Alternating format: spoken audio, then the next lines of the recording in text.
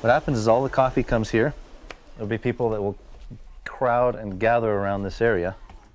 And one person will sit here and he will be receiving the coffee.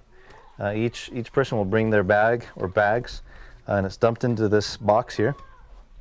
And this has kind of a flap or a trap door that will swing out, and the coffee drops into the water, ends up going through the pipe, and then dropping into a little funnel, and then it goes down into the depulper.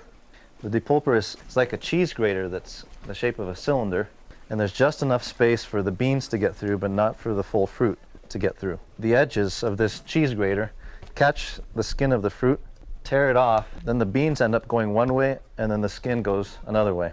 The beans, the seeds or the pits, come this way, and this guy is vibrating.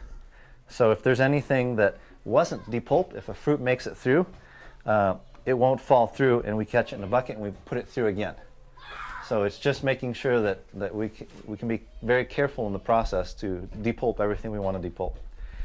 And then the beans come through and they end up in these fermentation tanks. So each one of these represents a different day, and it will be here for a varying amount of time. It depends on how hot or cold it is. If it's warmer, it's going to happen faster. So the washing process you'll see tomorrow is basically taking these paddles, you see these wooden sticks along the canal, and just lightly agitating and moving the coffee back and forth while fresh water is rinsed through it. And this is the stage where fresh water is important, because you want to wash away any of the fruit.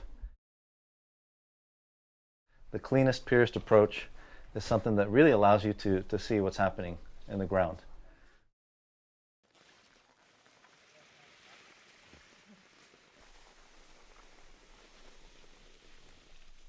So at this point here, we have coffee drying on the patio, and you see little mounds. Basically, you go back and forth with the paddle and splitting each row so that half goes to one side and half to the other, and it ends up falling into a patio portion that has been heated by the sun, and you're kind of turning it. And then depending on how hot it is, you might do that every 30 minutes or every 3 or 4 hours. From there, we bag it up, and the parchment ends up being the same size. It does not get smaller. The green bean inside, which is one with the parchment, does shrink and lose moisture to the point where you can almost hear it rattle inside. We take that to the dry mill, and that's removed, and then there's a lot of sorting that takes place there to get a uniform size, density. After the dry mill, then the green is put into burlap sacks or vacuum packed, all sorts of packaging, and exported.